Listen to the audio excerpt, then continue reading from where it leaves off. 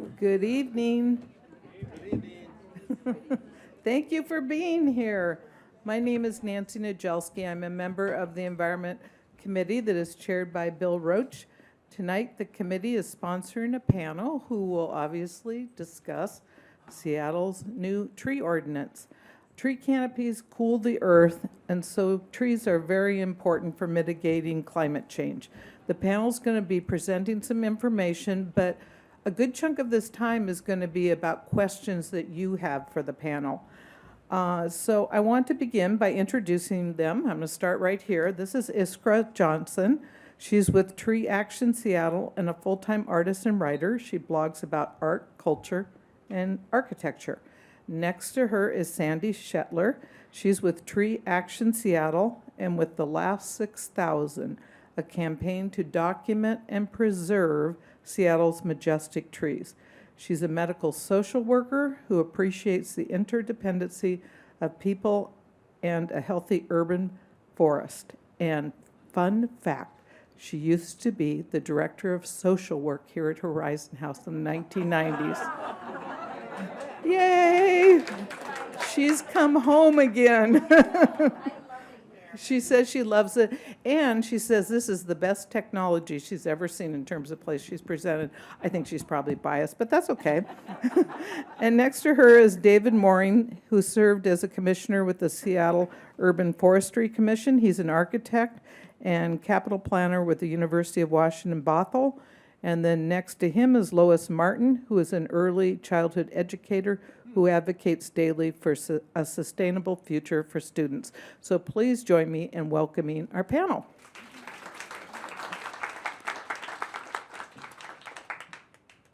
Good evening, everyone. Before we begin, I also want to point out our wonderful technical well, she's our only tech person, Julia. I want to thank her very much. Almost made it sound like a team, but it really is a team of one who's amazing. So thank you. And then June is in the back at the table, and she's a member of our Trees and People Coalition. So I just wanted to acknowledge that they are here with us as well and to thank them for everything that they do. So you already know my name is Lois Martin. I just want to share a little bit about why this work is important to you. So I'm going to share a video, just a clip, and it's really just a clip, that February before COVID graced our shores, my grandchildren were visiting from New York. And I was in, you know, what grandmas do, I was in the kitchen fixing snacks because they were sitting in the main plane and I knew they were going to be hungry. Not paying attention, didn't realize that one of my grands had gone out into the backyard. So one had her camera and the other one was out there, and this is the magic that happened. What are you doing all the way over there behind the tree? I like this tree. I like this tree. So you're hugging the tree before She we said, say I like goodbye. this tree. Wow. And I thought I was weird. I want to hug the tree. And that's what happened. So one was out there and she said, what are you doing? She's like, I'm hugging the tree. And she said, well, wow. You heard her. She's, you know, she's the middle child, so she's a little cynical. And so she said, you know, wow. And then at the end, she said, I want to hug the tree. And even though that maple has, you know, been there for so many years, never realized what a connection they had with that tree. And working with young children, that's what led me to this work, because I want my grandchildren and my great-grandchildren, when I'm long gone, to be able to climb trees and to be able to hug trees. So that's what led me to this work, and that's why we're here tonight, to talk to you about the tree ordinance, and it's important for those of us who live in Seattle and why we need to see it changed. So we're going to start with a picture of our wonderful landscape of Seattle. And we want to talk a little bit about, you know, what we assume that everyone knows, that trees are good.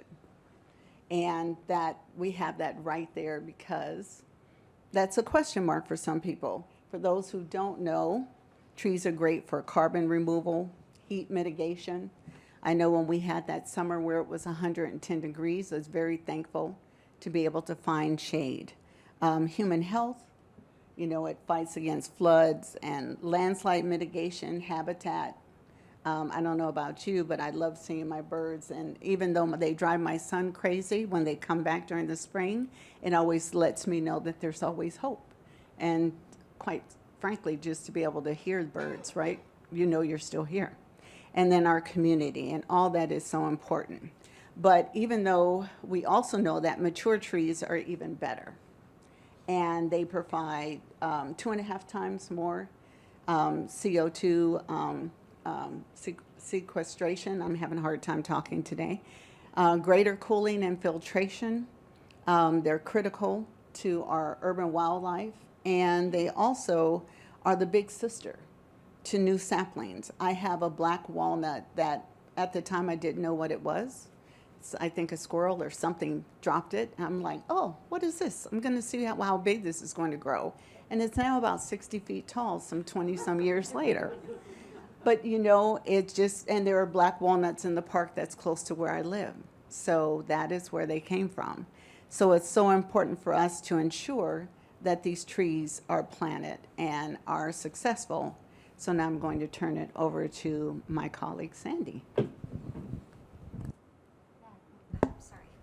Can you hear me? Okay, great. Yeah. So this slide is some information that you can only get from us.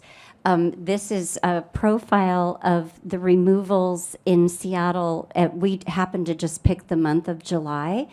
But one of the things that Tree Action Seattle and all of us have done is to try to get a handle on the size of Seattle's urban forest and are we getting more trees or less? The canopy studies that the city does just generally measure canopy, and few people know that the canopy study measured at the 8-foot level. So probably most of you have had a rhododendron in your yard, and that counted as a tree in the city's canopy study. So we have a lot of volunteers, and they have gone through the records each month of trees that are removed. These are only the trees on private property because there are other jurisdictions that monitor the trees on streets or in parks. So we know, for example, from this slide, that 223 trees were removed in July, and so far this year, 1,705 have been removed on private property.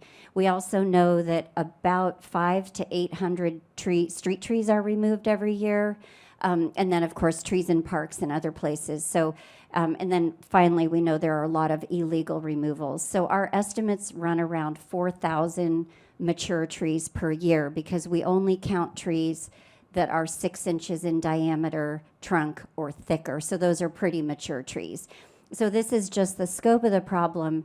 Unfortunately, our city is not collecting this data. It exists in their system, but they don't publish it. But we have awesome volunteers, and this is what we got. So we're tracking this every month, and it's part of how we're helping the public to know that this is a problem and it needs to go in a different direction. So, next slide. Okay, is this on? You can hear me? Tree preservation is climate justice, and you can see here that we have a tree loss in that map all over the city. The red dots represent the biggest trees, and then it moves down in the color code. When you lose trees all over the city like this, you have heat islands where there's more concrete than there is gardens and trees. The heat islands can kill, and we are now the 5th hottest city in terms of the growth of heat islands in the United States. And anyone who was in a house that didn't have air conditioning during the heat dome, it was quite frightening. So when we're talking about the difference between an area with trees and without trees, we're talking up to 13 degrees difference. So if you're in South Park and there's no trees anywhere near you and we're having a heat dome, it could be 95 degrees. I mean, it could be 113 degrees, whereas if you're in a place with trees, it's 95. So if you're in a house, let's say in the upper stories without air conditioning and it's 95 degrees, you're probably going to make it. If you're out there in South Park, 13 degrees hotter, you may not make it. And heat is actually the most dangerous natural phenomena we have nationwide. Heat kills more than cold. Heat kills more than floods. It kills more than anything else. Heat is very, very dangerous. No, I wanted to just say one. Oh, that's okay. In my introduction, it was mentioned that I'm an artist, but I wanted to just say a little bit about the kind of part that I play in this conversation. I am very interested in the housing piece.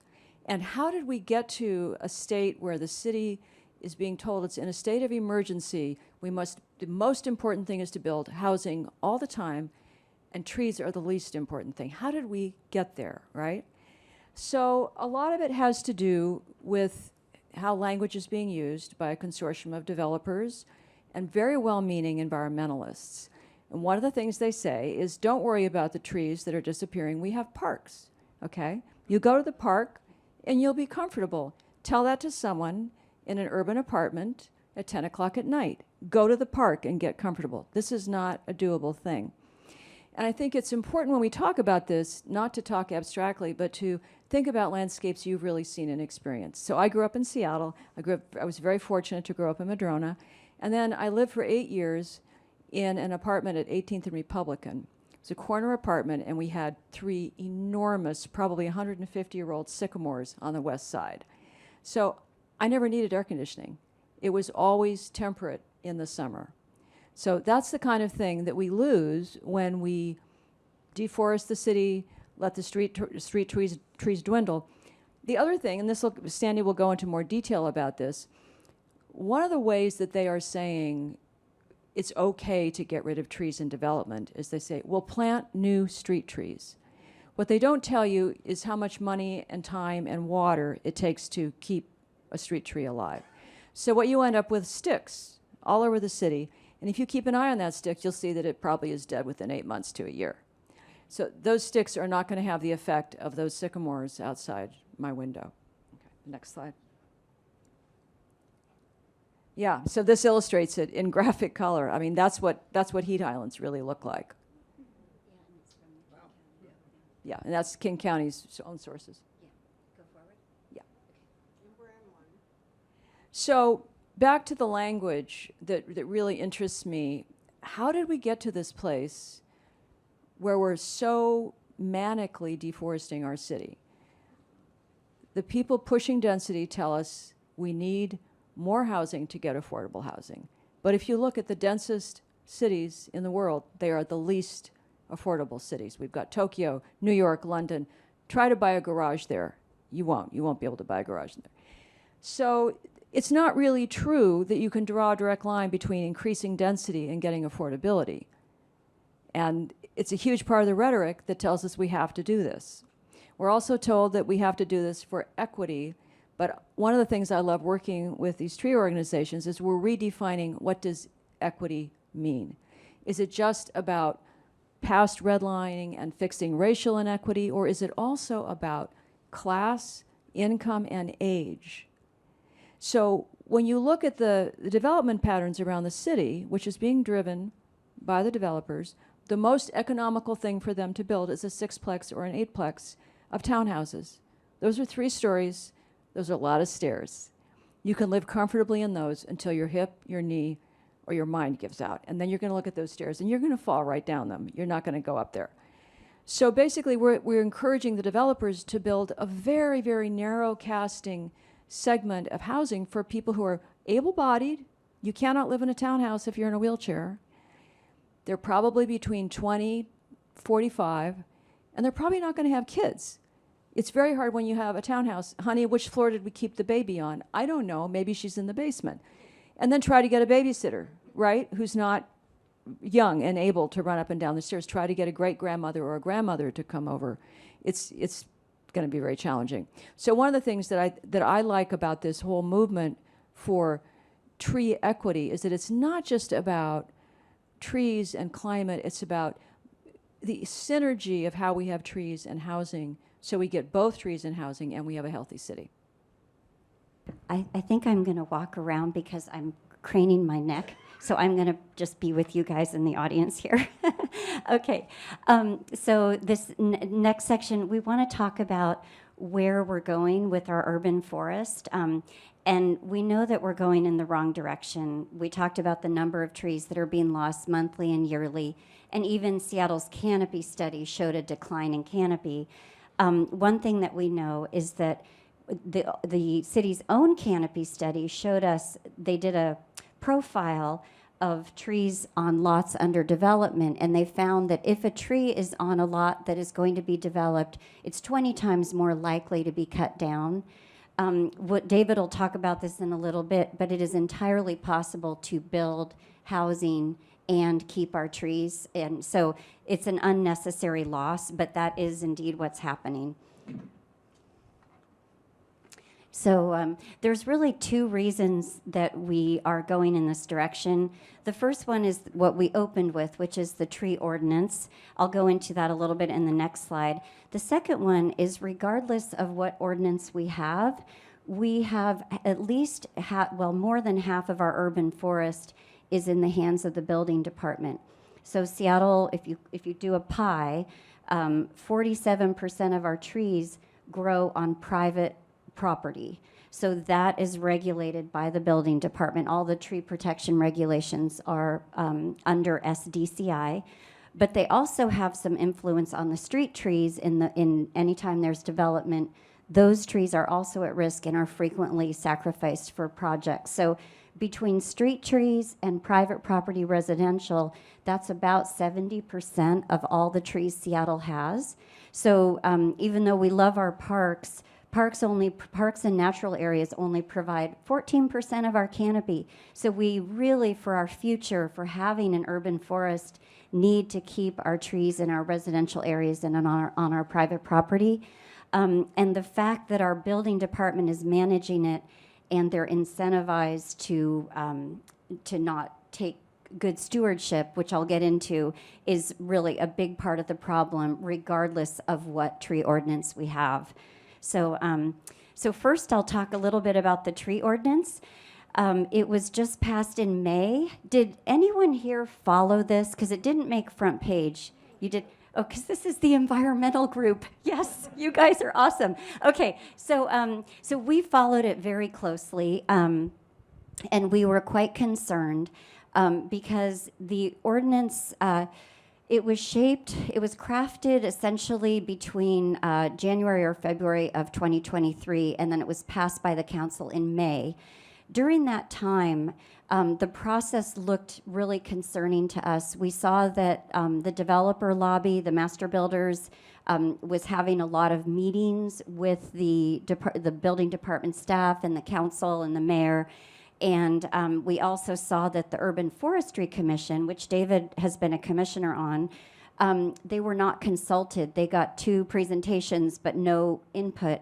And sure enough, when the ordinance came out, it really was very concerning to us. It's essentially a 2-pronged ordinance. The part for homeowners is really strict. So it looks good. You know, you can only take down like 2 trees every 3 years. You have to use a preferred provider on the city list for pruning. And so most people look at that and think, wow, this is like a lot of tree protection. But what you don't hear about is that any lot under development, those rules do not apply. The lot under development, all the trees can be taken down if a fee is paid. So the thing that I always say is our trees, instead of being regulated or protected, they are all on sale. They all have little price tags on them. They go for a low of $685 for a madrona that's small, all the way up to $6,000 to $8,000 for the larger trees when we think of the Douglas firs that are about 30 inches in diameter. And so when projects are having millions of dollars, for a developer to pay $8,000 to get rid of a tree is really not hard for them to do the math that works for them. And the other thing is they can also get around it by planting another tree on the property And they are doing that and choosing to plant, fairly small trees. And the new ordinance also has very high hardscape allowance guarantees. So a hardscape means how much of the ground can the developer cover with pavement and buildings? And the new ordinance lets them cover a lot. It depends on which zone you're in, but it's high. So there's not going to be room for replacement trees to take the place of the trees that we're losing. So I just put up these colorful quotes on here to share with you, and not to get bitter or anything, but the Seattle Times called it the legislative equivalent of a chainsaw in their editorial.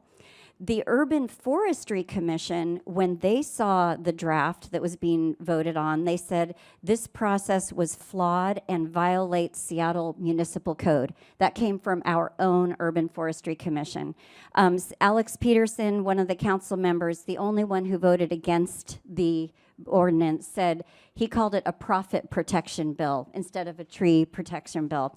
So we know that this needs to change, and thankfully we've seen some movement on the new council that they will be wanting to address this fairly early, and I hope that's the case. But it obviously depends on all of us being knowledgeable and supportive of those important changes that need to happen. Okay, now this is the second part of why we're losing trees.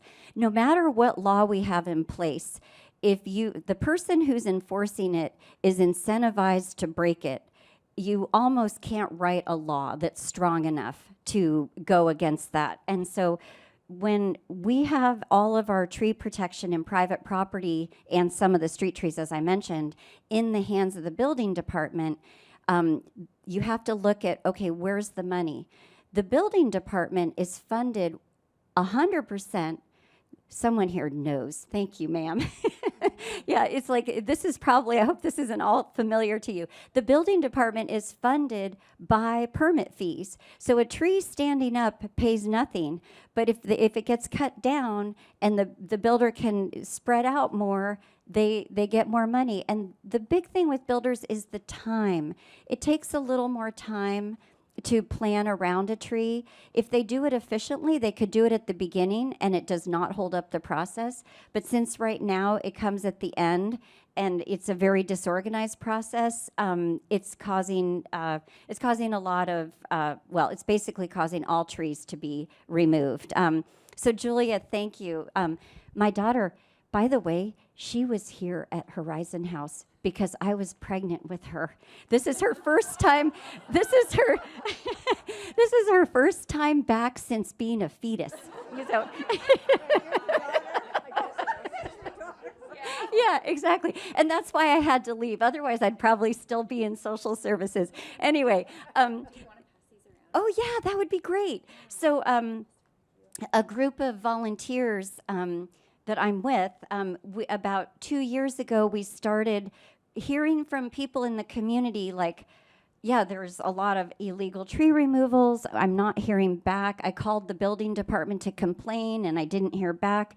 So we thought, let's dig into this and see what happens with these processes that are supposed to protect trees. And so this is under the old tree ordinance, which was a little better than the one we have now. It was still almost never enforced. So we've found, I'll just read the things here off the slide. I got distracted. We found that they routinely approve illegal removals after they have occurred. They alter and contradict records. They close complaints with no investigation at all. And they set their system up so it's so hard to reach them. They're open very limited hours during the week that you really can't stop an illegal removal because it's happening right in front of you, right? You come out of your house and you see someone taking down a tree and you call the number and no one answers or they don't come out for 2 days. And so the tree's gone by then. Is that working? Oh. I just want to say this happened last year. I heard the chainsaws on a Saturday morning, 7:30, and I went out, and the guy was terrifying. There was no label on the truck. There was no business thing. He's holding a chainsaw, and he's terrifying. And I went back, and I tried to call the department, and I got nowhere. they weren't open. No surprise. Yeah, we've got, this book that I'm passing around, we chose our 19 most colorful and clear examples, but we have about 50 more that then these are just ones we heard about. It was not a methodical, it's just people reaching out to us and letting us know about these concerns. So I just wanted to show you, this is an example of one. It's in the book. Sorry, I know. I'll get quick. There were 5 exceptional protected trees on this lot. They were all documented on the SDCI portal by the survey, and it was certified.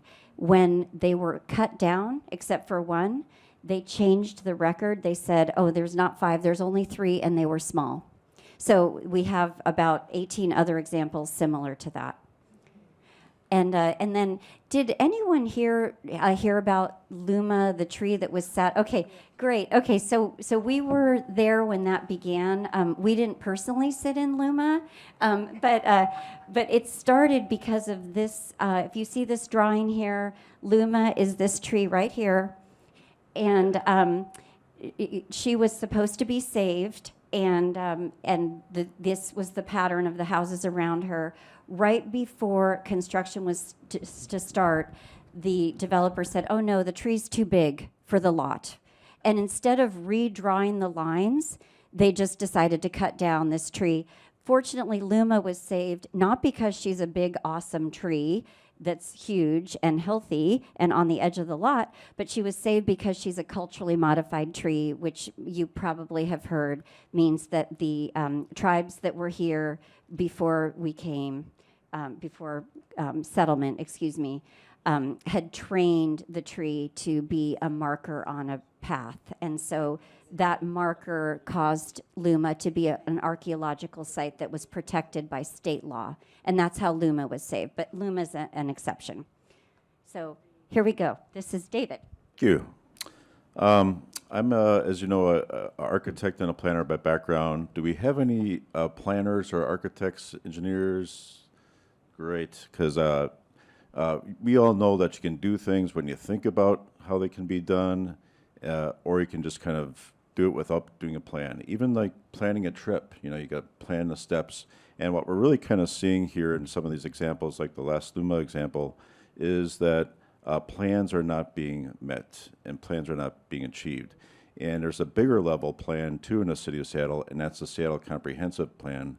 Not only does the Seattle Comprehensive Plan cover things like additional density, how to cover transportation, but it also covers tree retention, designing around trees rather than clear-cutting lots. And that's a thing that's just been totally forgotten, as mentioned before. As you look at this diagram of Seattle, it kind of gives you a good overview of Seattle. Did we mention what percent of canopy we currently have, tree canopy? Tree canopy versus land area? No, we haven't had that yet. Anybody guess?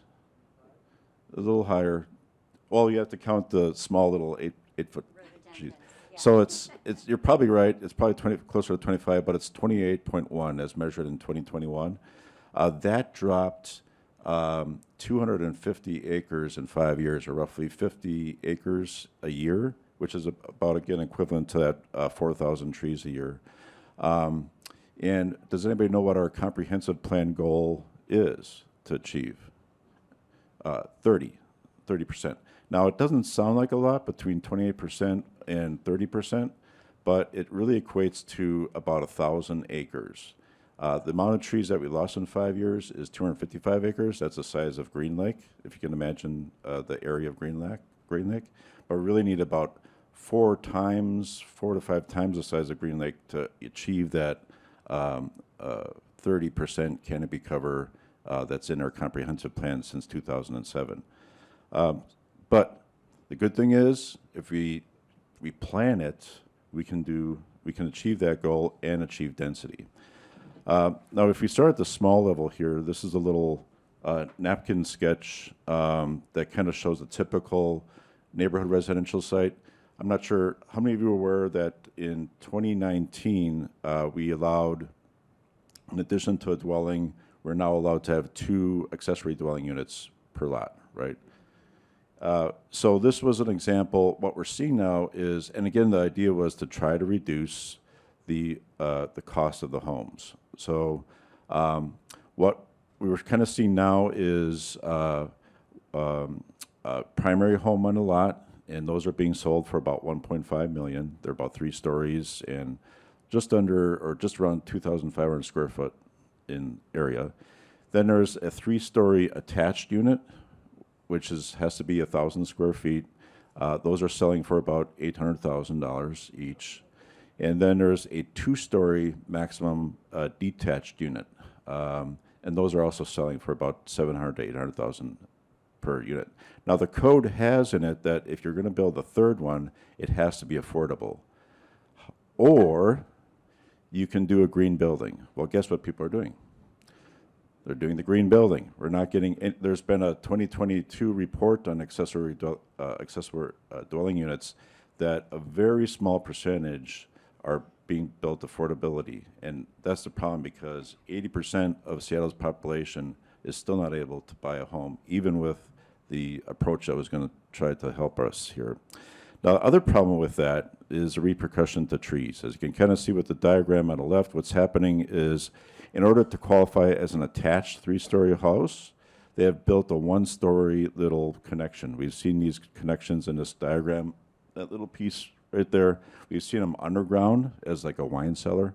We've seen them on a first floor as a shed, kind of like a little trash area. We've seen them as second floor bridges, which is probably just a closet, because the code really doesn't define what needs to be attached. So instead, we're getting these, and the reason that developers are doing this is because they can sell those 2 homes at a higher price because they look like individual homes. Again, when you're doing that, when you're spreading things out, we kind of call it lot sprawl. You know, you're basically losing that amount of efficiency that you could to retain trees. So a simple diagram of the exact same building area sizes is to the right of that, where you basically share walls, so you have more efficient buildings, you know, less exposure to outside.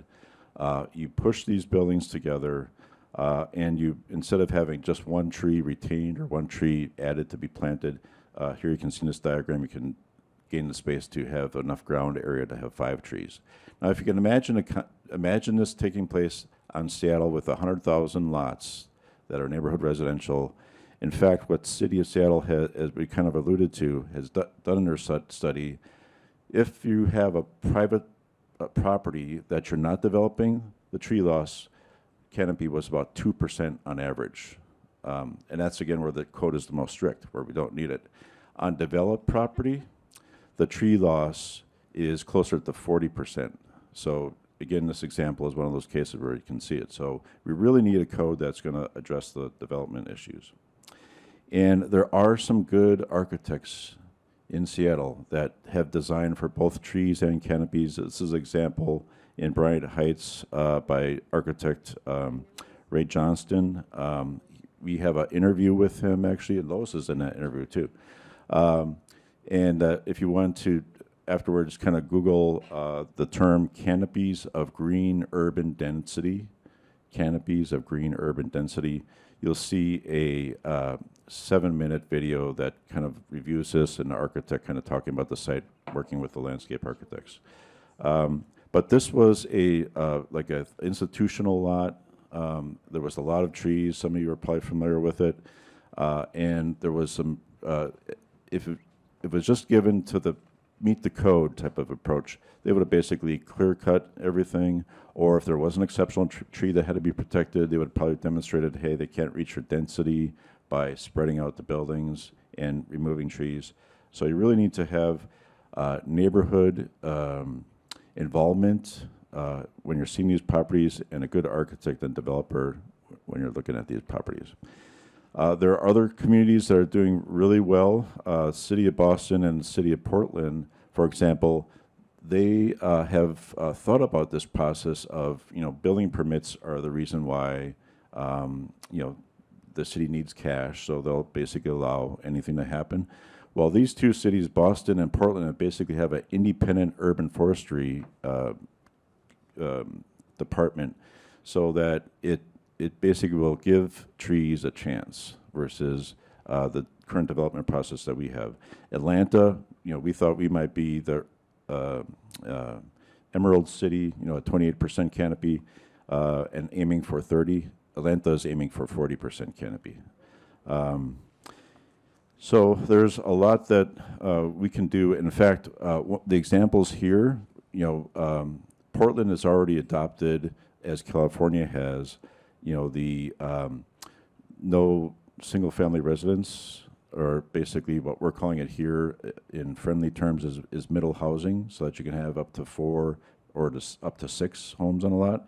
So Portland realized that they're losing a lot of their canopy just in a very few years. So what they did is now they mandated that if you're going to have 4 homes on a lot, you have to have at least 40% of that lot as green space or open space so that you can retain trees. If you have up to 6 homes, you have to still have at least 20% of the lot. In Seattle, what do we got for residential small lot zones, like in South Park? You have no protection for trees. You get tree points, and you end up seeing developments where there's basically 10 feet between buildings, and they're trying to squeeze a tree in a 10-foot space. So we need some work, and we need to get that done. I'll just talk about that because I'm actually here. That's me. Yeah, so this was, we just really wanted to share our hope and excitement about what's happening with trees in Seattle, because we have all come together, in the last couple of years, discovering each other's passion for trees, but even more so that throughout the community, this is happening all around the world, unfortunately because of climate change impacts, but the result is people are really appreciating the value of trees and understanding that trees are not a nice to have beauty element. They are actually essential as our green infrastructure for us as animals. We need to have a habitat that supports us. And the world is becoming ever more urban. So it's essential that if we become an urban species, we need to create habitats for ourselves and for future generations that will support us. So Luma really brought this home, I think, even worldwide. And this was just a picture that was taken in August, when we had a party to celebrate. So.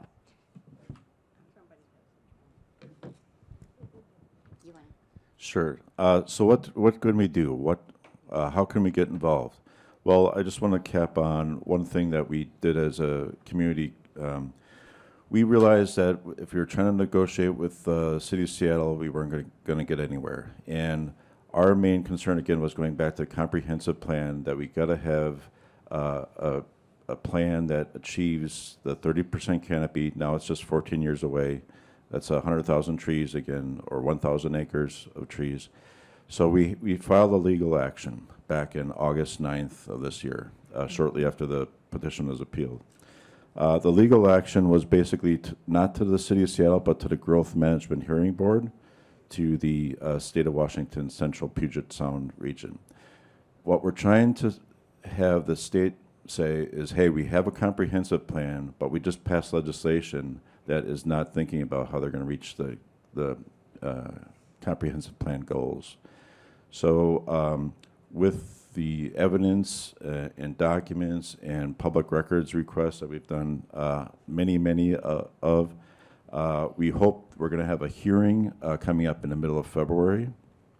And we hope that out of this hearing, the Growth Management Hearing Board, which I hear a rumor that they don't really like City Council of Seattle anyway, they will make the city pass policies that will allow us to reach not only our density goals, but also our tree canopy goals. So that is one thing that we have a website for that, and I'll let Lois talk more about that as well. Okay. Thank you, David. So David talked about the legal action. We also have our Tree Action Seattle, and those are the people that can have resources on how to talk to council members, action items where if like there's some illegal cutting going on, we need people to come out.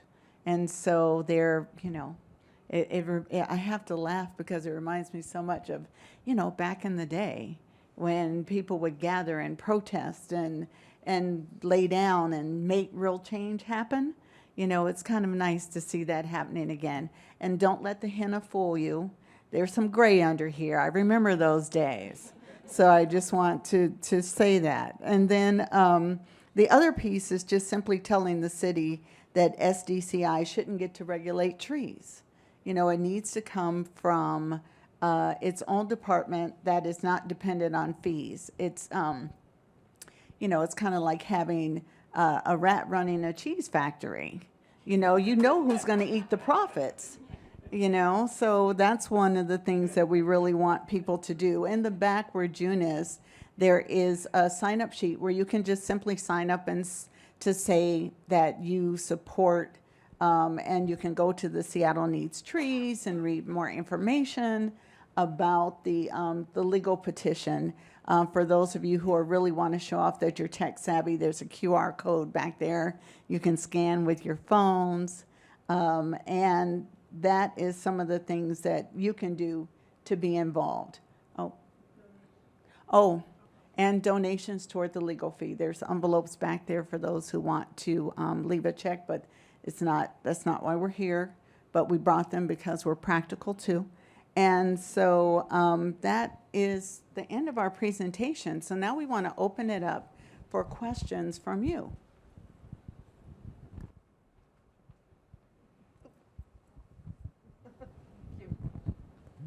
Can you speak to how the light rail impacted tree canopy?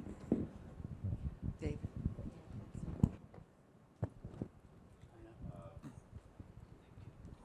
You're talking about like the light rail that's going all the way up to Linwood and beyond, yeah. So there's a lot of trees that have been cut. It's been encouraging to see, and those were coniferous trees. There is a lot of new trees being planted. They're deciduous trees, so the species is different. But it's not. It's the bigger consequence is what's happening at the train stations, like at Shoreline and Linwood and those other areas where those areas are going to be increased density because of the access to the rail, but there's also very forested areas, and we really need to. There really needs to again to be more planning and design and thought in terms of how to do the density while retaining some of that tree canopy. So it has some impacts, but if again you look at the overall tree loss that we're kind of experiencing right now, the 51 acres a year, basically, a lot of that is just taking place within our residential areas. Can I add something to that? Yeah. Is this on? Yeah. Okay. One of the things that really makes me crazy about how this city approaches planning is that it's so in love with the big technological shiny thing, and it's not paying attention to what people actually do. So pandemic radically changed all of our habits. Are we really going to be needing a monster rail system that takes me from point A to point B with like 3 stops in between? At the same time, we have become the most expensive city. I live in the far north end. If I wanted to come down here by lift and go home, I'm looking at $120 to $150 round trip. Less than 10 miles. I mean, it's crazy. What we really need is nimble collectivos, little vans that can pick people up when they need to go where they want to go. We need to rethink all these transportation systems. So your point is great. We do need to plan the transit center better, but maybe we don't need the transit center. Maybe we don't need that extra light rail lane. We need to think a lot more differently, putting trees first, putting the environment first, and putting how people actually move first. And I did want to just mention one thing. Our 2 newest heat islands in Seattle, which is, again, top 5 in the nation for urban heat, excuse me. By the way, that is the difference between the temperature that we have in the built environment versus the outlying areas where there's no built environment. So like Las Vegas doesn't have a huge difference, but Seattle does, because it shows how much we've built up our pavement and hardscape and have not included green. So that's why we're in the top. We are the 5th in the nation. But one of those is Roosevelt around the light rail. That did not used to be an urban heat island, but now it is since 5 years ago. And also MLK Way, where the other part of the light rail is, they have created another heat island there, and that was not like that before. So it does talk about the need for planning. Yeah. You talked about, I mean, your outline, why we need trees is excellent, but everything you're saying is at a macro level. And this may not sway anybody, but for many cultures, a tree is maybe the seat of a soul, as you saw with the Native Americans and many others too. And I think particularly after the pandemic, a tree, well, for me personally, and I had some trees in my life, which were my extension, which was my listening post. It was something that was more than this item that grew. It grew with me, in me, and it gave me strength. And this is something that, with our attention to mental health, I think we should pay more attention to that, even though that's, you can't put a dollar sign to it. But nevertheless, I hope that there will be more trees and more individual trees. If I have a tree, well, there was a tree here at Horizon House that I tried to protect. Well, it turned out it had to go. But as I was just telling my neighbors, I was ready to stand there and day and night hug the tree. This was at the E level as you go out the door towards the park. It has been taken down, but I was in love with it. I wanted to preserve it. Couldn't do it. But, I mean, the tree, it was part of me. I see that a lot because, as Lois said, we get called when people are experiencing illegal tree removals or sometimes legal tree removals. And when a tree dies, there's real grief. You do connect emotionally. They're our fellow creatures on this planet. I don't go there too often because, especially talking to a lot of materialist scientists, they will laugh. But I completely understand that emotional connection, and it makes a very real trauma in people's lives when they lose a tree. Yeah. I think also on the other side of that, the upside, there's been so much division between generations in politics, and one of the most beautiful things to see around Luma and the tree actions is young people are coming. Young people don't have to be taught to love a tree, as we saw in that first slide. They love the tree. And there's so much dystopic disaster out there for the young people. They see a cause like this, they can feel like they have hope. And we all went on a hike, many of us, to a legacy forest to work with people trying to save the forests farther out. And I tell you, I get totally sobby about it. We had a 10-year-old to a 90-year-old, and it was like an anthem of the generations all united towards a common goal.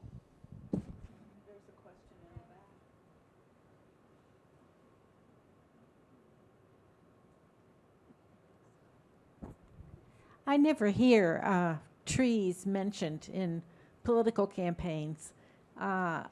Is there any attempt made to ask the people who are running for offices what their stance is on trees and get behind people who like trees?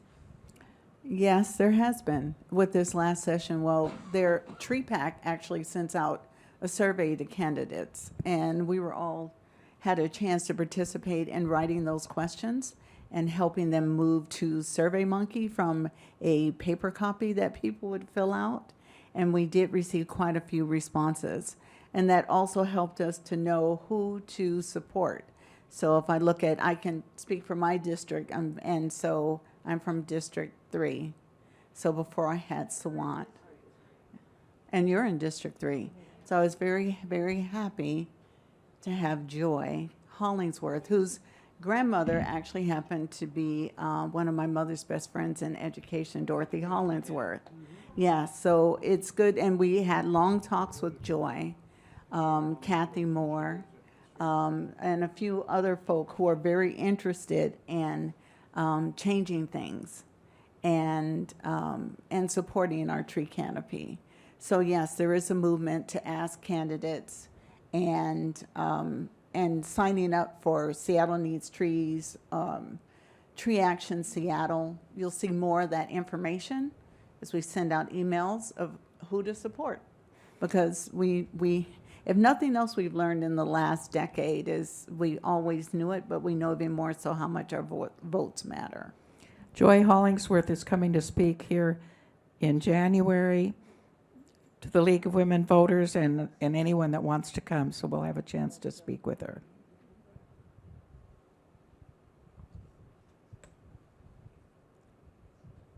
Seattle has an arborist. What sort of role does he play in all this?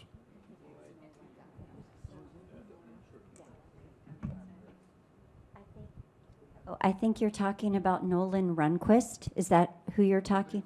Yeah. Nolan still is the head arborist at the Seattle Department of Transportation, and he's really been pivotal in creating a better system that SDOT has to protect trees than, as I meant, than the building department, for example. But his influence is really limited only to street trees. So, but he's wonderful, and we fully support his work, and he would also like to see some positive change for the private property trees. He has spoken here twice. Great, yeah.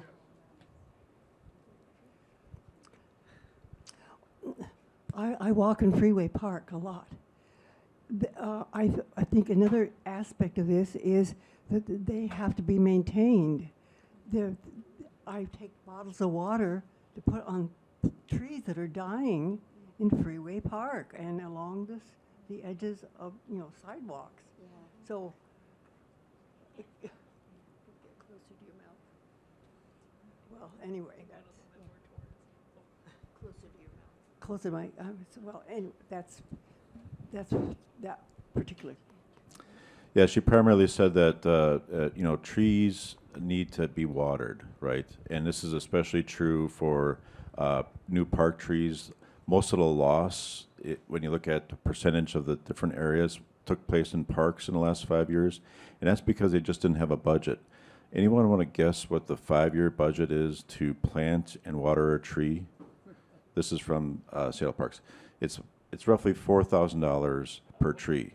So again, now keep in mind, if we have to add 100,000 trees to reach our goal, and you times that by 4,000, that is, I think, 400 million, if I got my math right. So that's why it's so important to retain those large trees that actually create a plume of cooling around the young trees that are growing versus planting new trees, a whole bunch of new trees, and expecting that they're going to survive. I think the survivability rate is for like a 2-inch caliper tree is about 2/3. So 1/3 of the tree dies. If it's a sapling, the survivability rate is about 10%. So planting new trees one for one is not an answer. If you're going to plant trees, you have to fund watering those trees, or find a lot of great residents like yourself that are actually going to take their time to take care of those trees in that community. Like this. My another concern is deciduous trees versus conifers, because the conifers are working every month for carbon and all the good things they do, and what I'm seeing, of course, is that a deciduous tree doesn't take up the ground; it takes up the sky. And so there has to be a balance, of course, but is that something that you are involved in balancing? Yeah. Or oh, yes. decision? Well, I actually, you're hitting the nail on the head, because the Seattle's native conifers are incredibly valuable for the reasons that you stated. They work all year round. They filter stormwater during the winter when it's most dangerous. Deciduous trees don't do that. And the Seattle's own internal report in 2017 found that it verified that we are losing our conifers and replacing them with small deciduous trees. And so that has an impact even emotionally, because those are our iconic trees. One thing, we can get into species, but it gets wonky quickly. Some of, like, you've probably heard the western red cedar is at some risk, and it's estimated that it will not be here, in 300 or 400 years. But we are so, we see them being cut down all the time with chainsaws, so we're like, let them die out naturally. We don't need to cut them down ahead of time. And there are other conifers that can come here through assisted migration, like the ponderosa pines. They're also trying to do seed selection from our native conifers that grow in hotter, drier places and plant those seeds here. But if you take anything home from this, it's that planting is not the answer, because you can't plant in a vacuum. You can't plant in an urban heat island. If we want to make the transition even to more climate resilient trees, we need our current trees to do that. So the most important thing is retaining the trees we have. It doesn't cost us anything, and they're here already caring for us.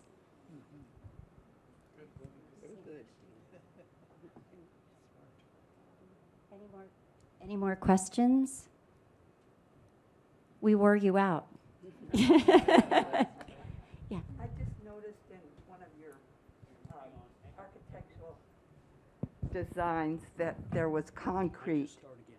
I noticed in one of your architectural designs that you showed, there was a concrete driveway or something. What alternatives do we have for that? Well, you can do these permeable pavers is one approach, where there's perforations filled in with gravel.